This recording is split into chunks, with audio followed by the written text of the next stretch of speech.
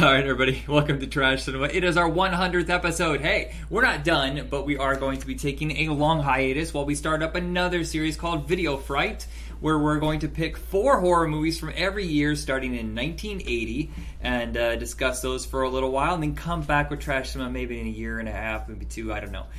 Kersey has been with me almost the entire ride. I think you came in on episode 10, maybe, with Crank. Yeah, somewhere around there. And we're already starting to compile movies to talk about for future Trash Cinema episodes. Yeah. So don't you worry.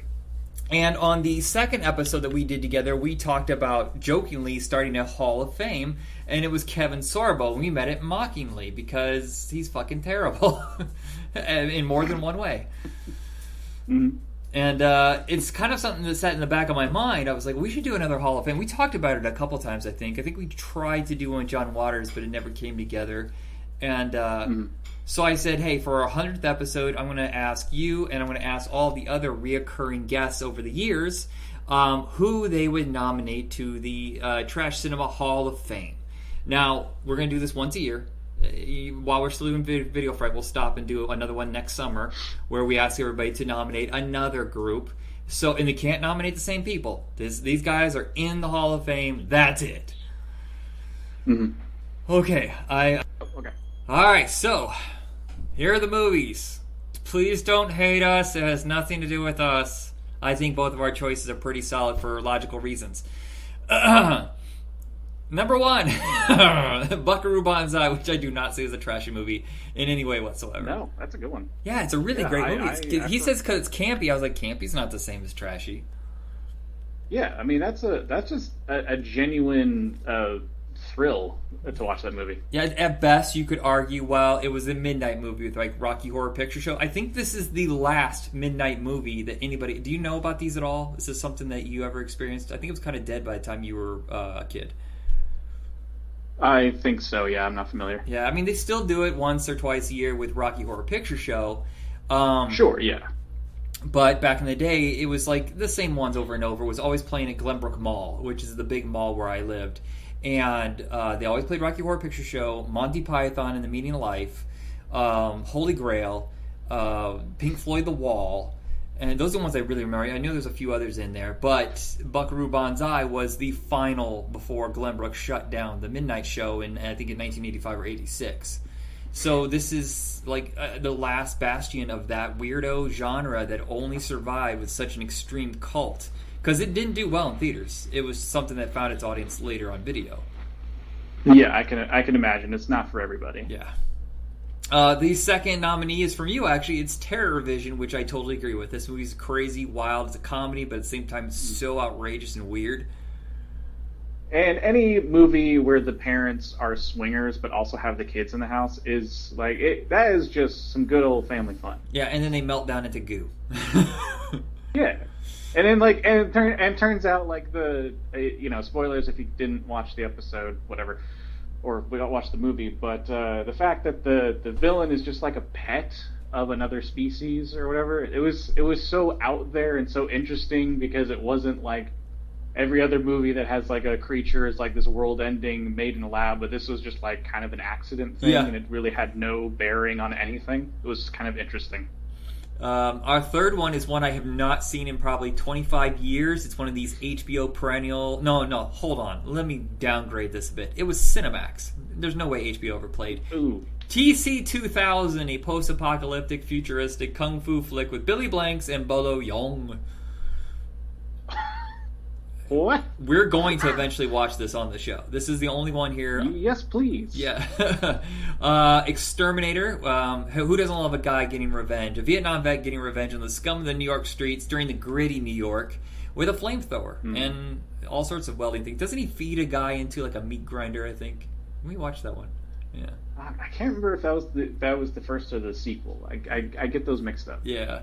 That one's a lot of fun. This one I have not seen. This is the other movie I haven't. Graffiti Bridge, the one that basically said, hey, you know what? We know that Purple Rain was really successful for you, Prince. You made a sequel, and it's fucking garbage. We're done here. No more movies for you. The Apple. Have you ever seen The Apple? No. It is made by the Cannon Group about the futuristic world where everything's run by a company called BIM, and music has now been so washed away of any honesty and integrity. It's all synthesized garbage, mass-produced by this one company and fed over a TV show to people. And everybody has to wear their little logo on their head, this little triangle thing called the BIM, to know that you're loyal to the company. And the lead of the company is actually Satan. And this couple comes on, and they're Adam and Eve, basically, and they're playing honest folk music, and everybody starts to love it, but the corporation sees that as a risk. So they sign the couple to a deal with the devil, and they have to become synth pop stars, too. It's a fucking bananas. These Iranian guys... Yeah, it's... Wow. Is this a Christian movie? It sorta is, but it's also insanely filthy. There's a whole song about coming. Oh, okay. Never mind. Yeah, it's very weird. It's made by the Golden Globus, who I believe are from Iran, I think. Mm-hmm. And their interpretation of Mad Max meets the Bible. And it's fucking insane. Well, all right. And our seventh one is, and our final film, is King of the Kickboxers, one of the great lost kung fu flicks, again with Billy Blanks. Damn. This movie, he's in there twice. Yeah, I know, right? That's wow. So there was a series of movies called No Retreat, No Surrender. There was 3 of them. And they changed distribution, so they had to change the title. So No Retreat, No Surrender 4 is actually King of the Kickboxers. Well, all right. It's got crazy stunts. It's really, really outrageous and stupid, but it's so entertaining. And that's another one we should probably cover. Oh, definitely. Okay, so for directors, at first I hit the brakes and said, what? But then I remembered we did an episode about this director because the last decade of his career was pretty questionable. It is John Carpenter. Yes. Yeah, I can think of a few that are pretty shitty. Whew. Yeah, I mean, legendary director, and no one can take that away from him despite his pretty steep decline. Ghost of Mars, buddy. What was his last movie was The Ward? The Ward, I think The Ward's okay. I think his two... No, I was going to say, it's like the most uninspired is just like, I felt nothing watching it. And that's almost worse than making a bad movie. I guess, because it had none of his signature to it. Never his punk rock and roll style to it. But at the same time, it was pretty competent. It didn't feel as fucking sloppy and lazy as Ghost of Mars or Village of the Damned. That's another one of those where it feels like it's not his film. It's just phoned in. Mm-hmm. But you can't disagree that the man has talent and put out a lot of quality movies. Yeah. Your choice was number 2, Paul Michael Glaser, the director of Band of the Hand and Running Man, which is awesome trash. Mm-hmm. And Kazam with Shaquille O'Neal. No, did he seriously do Kazam? Yeah, he did. So I think it goes, yeah. He directed a bunch of Miami Vice and Starsky and Hutch. Then he got hired to do Band of the Hand because the guy who created Miami Vice was the producer of both. And then he got hired for Running Man because the guy who was the director got fired after 2 weeks. And they needed someone very fast. And so they picked a TV guy. And then I don't think he did anything for years. Then he did The Air Up There, which is a basketball movie with Kevin Bacon. And then Kazam, that was it. Well, hell yeah. Some people don't get the luxury of ending their career on a high note like Kazam, I mean, only we're so fortunate. But if you tell me right now that you'll give me $100,000 to direct Kazam 2, I'm like, I work retail or I can direct a terrible sequel to a terrible... Yeah, fuck, I'm in. I'm Kazam. Oh, dude, I would trust you with the Kazam movie. Like, I would... That's... You know what's hilarious about this? Because I actually saw Kazam when I was a kid. Loved it. Of course, because it's a quality film. I hate that there's so many sequels to franchises and remakes, but you know what? I would happily go see Kazam 2. Probably more than Air Bud 15 or whatever the hell they're on right now. Or Beethoven 37, whatever. Yeah. John Turteltaub is the director. I can't remember who nominated that one, but he is the director of Meg, a fantastically trashy shark film. Just... People were mad there wasn't enough blood. I have not seen it yet. Oh, it's PG-13. It's Jurassic Park in the water, basically. It's fine. Yeah, I have it in my list of things to watch. Yeah. He also did the National Treasure movies and started off, I believe, with Three Ninjas. That's a weird. How do you go from Oh that little shit, Three shitty movie? Ninjas. Watched that when I was a kid. Hell yeah. Number 4 is James Glickenhaus, who also directed the previous mentioned Exterminator. Yeah, that's pretty good. He never directed a good movie. He never directed. I looked at his just- catalog. There's like 6 movies there that are all just fucking terrible. God, I cannot for the life of me remember the difference between the first and second one. The first Exterminator, that was the one where like his friend from Vietnam was killed by some thugs and he went on revenge, right? Right, and it's really grimy. It's all set in New York. And the second one is set in New York, but they screwed up the production, so they went to Los Angeles, and it doesn't look like New York. It's more comic booky. Yeah, and he only had like the flame suit for the opening, right? Right, but I think the action is Yeah, much better in okay. the second movie. So Glickenhaus, I think was good at action, but man, he was just terrible at plotting and making things believable. He's the guy who destroyed Jackie Chan's career the first time around. Jackie Chan hated James Glickenhaus so much that he said, "Fuck this," and I'm going back to China to do my movies my way. What movie did he direct of his? It was The Protector, 1985. Protector. I don't even remember that one. Yeah, I'll find it for you. It's got some pretty good action in it, but it's only because Jackie Chan got. So this is what happened with the Protector is when he signed on, he says there's going to be 2 versions of this film. You can cut your version for America, but I'm cutting my version for the international audience. So the only version available now is Jackie Chan's version, which is much better. Huh, interesting. Number 4 is Paul W.S. Anderson, who, man, I know people love Event Horizon, and I have to watch it again. We're going to end up watching it for the show. But, Wait, Paul W.S. Anderson, is he the one that makes the Resident Evil one? yes, and the terrible Three Musketeers, and the terrible, just whatever other movie you can think of. The Soldier, the only person who can truly fuck up a performance by Kurt Russell. Who does that? Oh, man. Okay, wait, why is he on the list? He's on the Was there a list. particular movie attached to him? Well, no, someone just said that name, and I was like, but for me, it's Three Musketeers. That movie's so dreadful, so over the top, expensive, and idiotic that I nominated him for that alone. Or for stealing Cube twice for Aliens vs. Predator and the first Resident Evil. You know what? I got it. Okay, cards on the table. I kind of like Alien vs. Predator. Well, we're going to get to those. that one too, because we're going to discuss both of those. At some point, we're going to discuss Yeah. Requiem as well. I also like the sequel. Sorry. Yeah, Mortal Kombat, put it out though. there. I think Mortal Kombat is championed for some weird-ass reason. Maybe it's because it's the first video game movie that actually stuck to the lore, but it has not held up well. No. Okay, so mine But is going to... you cannot argue with the soundtrack. No, Sorry, no, just no, to- no. The soundtrack's fine.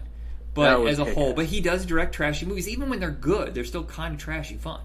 I say Resident Evil 4 is the best of the franchise, and that movie's fun trash.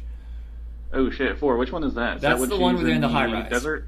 No, 3, that one's the worst. High-rise. Yeah, the high-rise one, when he came back to direct that one. I think I lost interest at that point.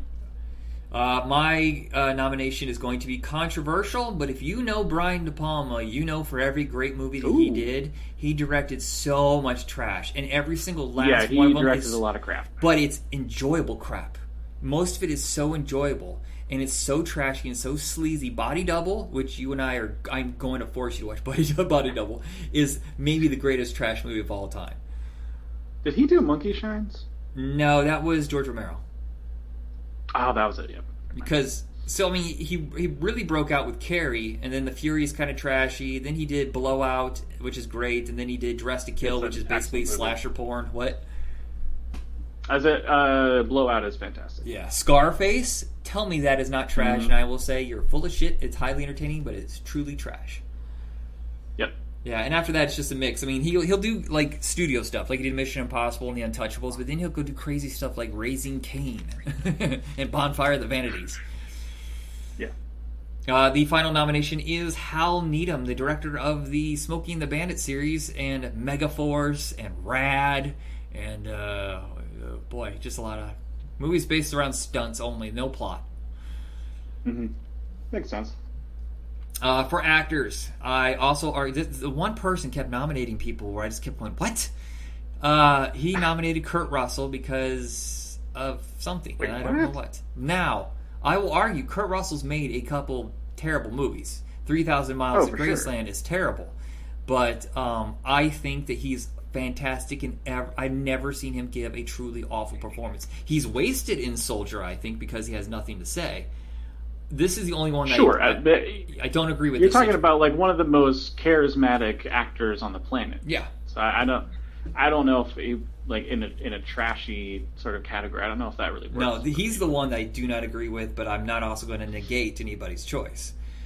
Sure, yeah. I mean, yeah, of course, there's going to be some crap out there, but like in my opinion, I think the good outweighs the bad. Guess who's not getting invited next genuinely year? Good performance. Yeah, I'm not invited. Sorry, whoever. Yeah. Sorry if I'm like shitting on anybody's choice. You know, like I respect everyone's choice. I'm just saying that he is a delightful man, and I am glad that he is still acting. Yes.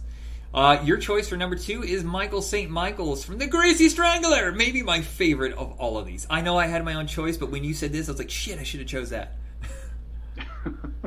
Yes, that was kind of a shocking movie for me because I really didn't know what to expect. And at first, it was kind of annoying.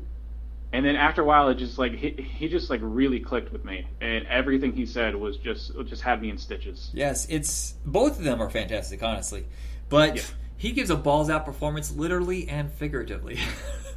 Yeah, he goes for it. He just goes places. The man's so comfortable with wearing gross stuff on him at all times, or just being completely naked. It's amazing. Or just eating handfuls of. Fuck! What is that amazing. That he ate? I'm still astonished. I don't what could know. it be? Oh, like when he's cooking the sausages, like there's not enough grease. Oh. All right, so and sadly he's only been in 2 movies that I know of. Is that in the Video Dead, which we did a couple years ago? Yeah, that was a while ago.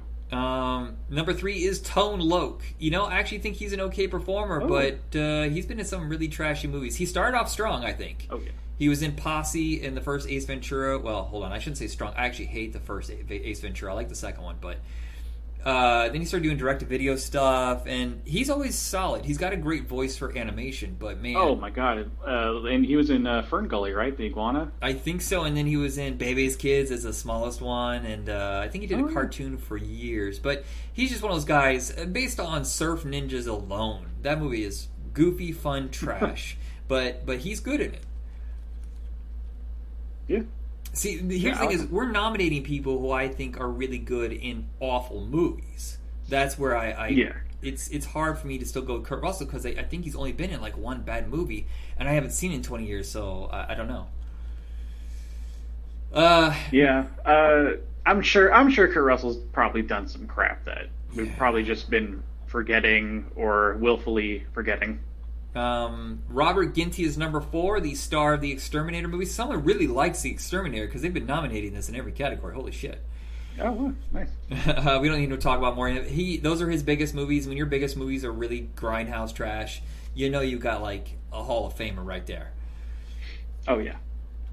Michael Pare was chosen, and Michael Pare is loved by a few people because of Streets of Fire and Eddie and the Cruisers, Bad Moon. But I would say 95% of his output is direct-to-video garbage.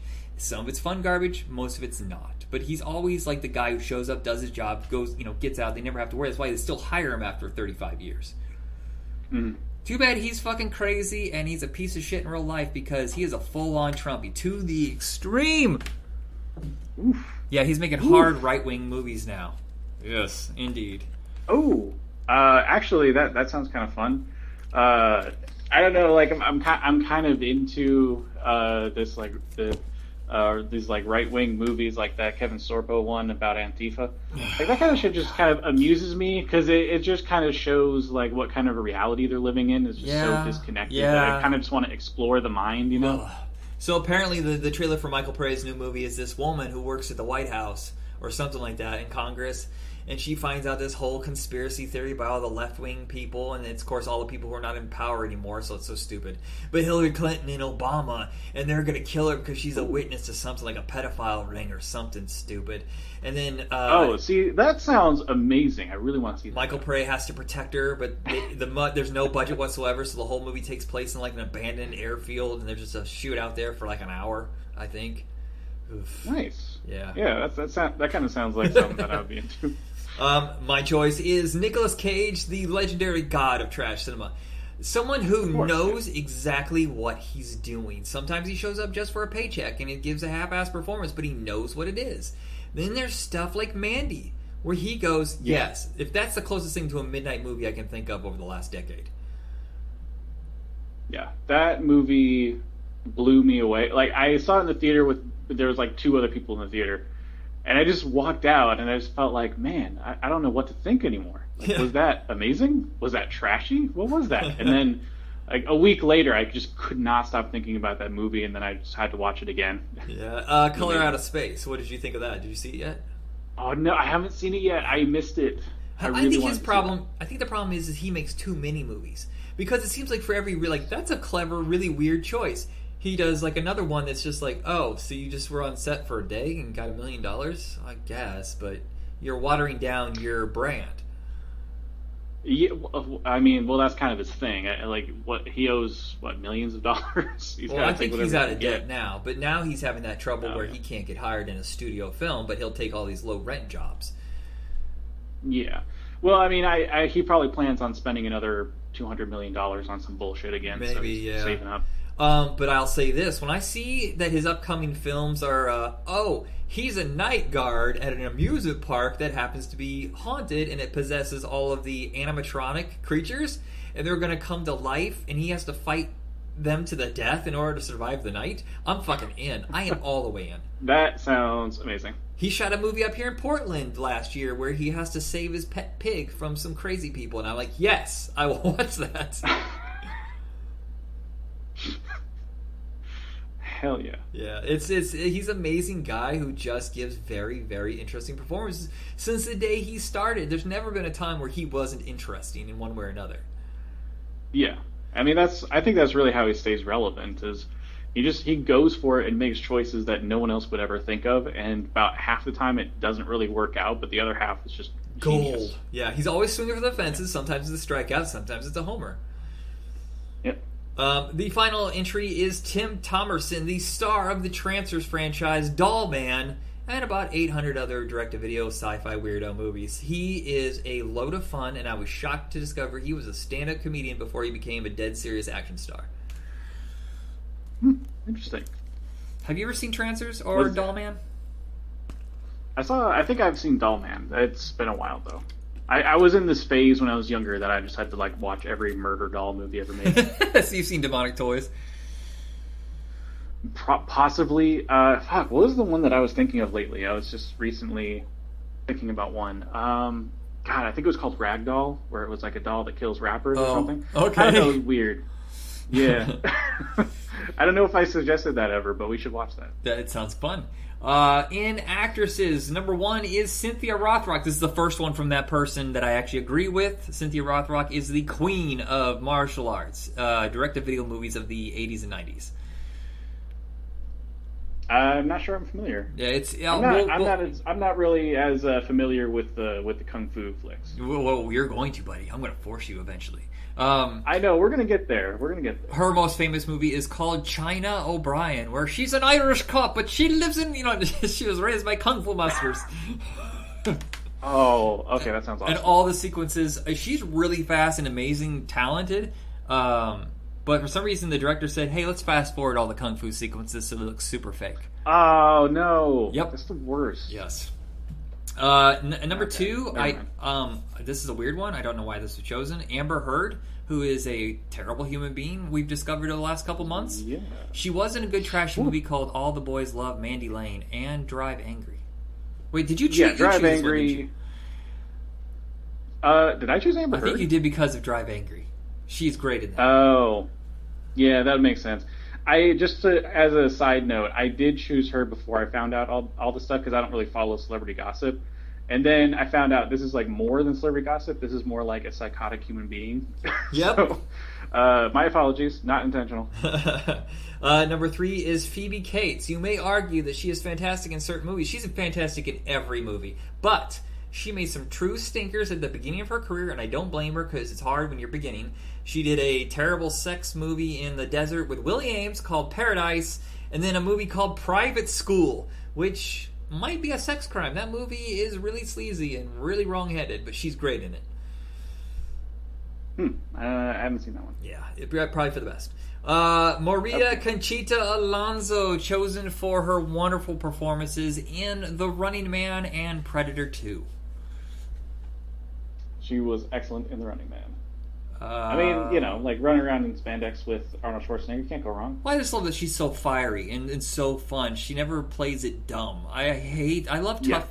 Yeah. I mean, it's been that way since I was a kid, is where I don't like the damsel in distress. And she plays that line where she is in trouble, but she's still tough as nails the whole time, instead of, "Oh, please save me, boo."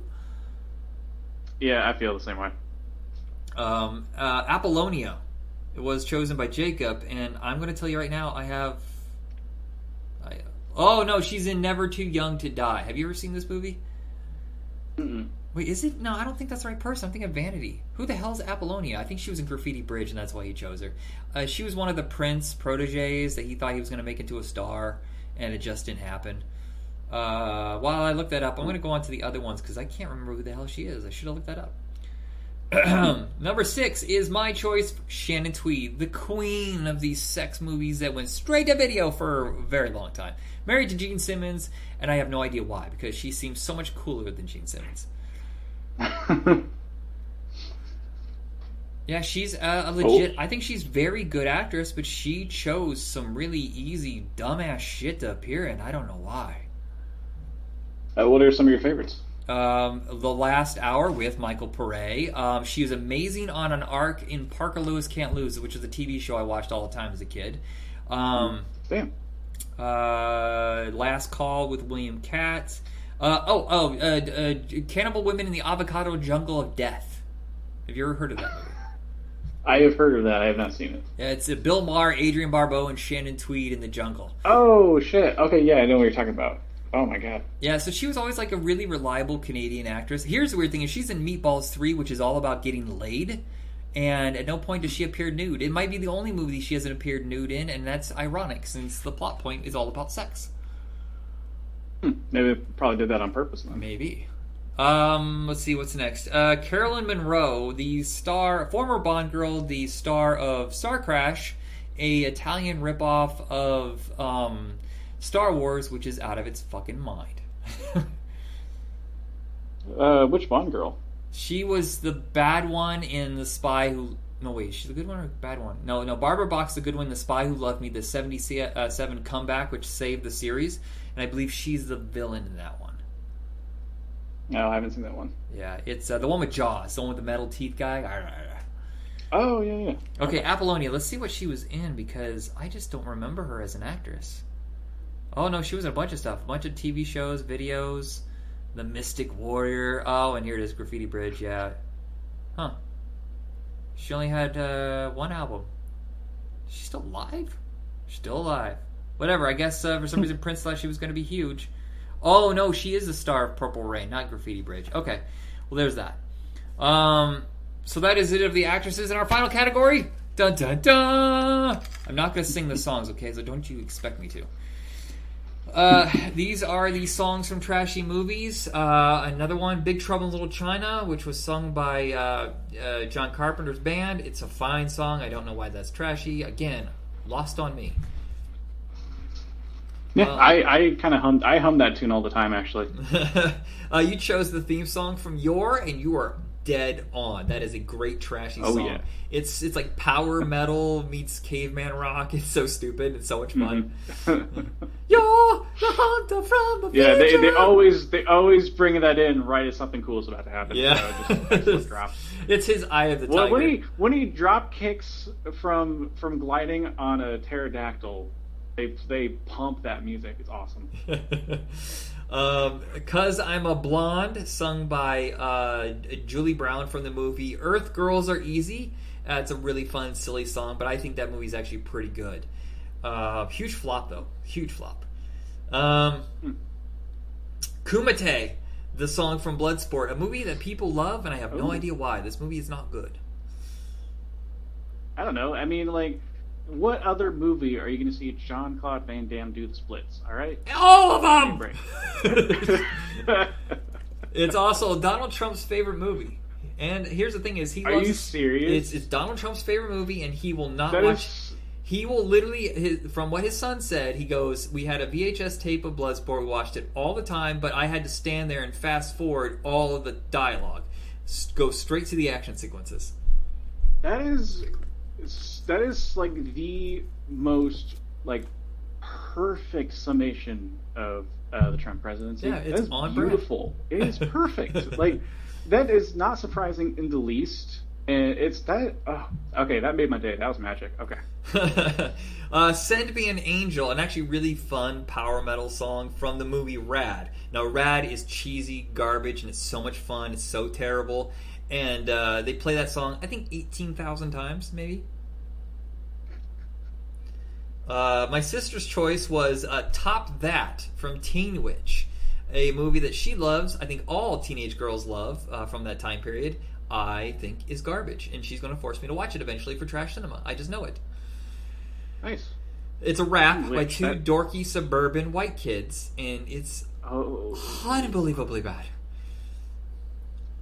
Well, have fun with that. I'll gladly let your sister take over for me.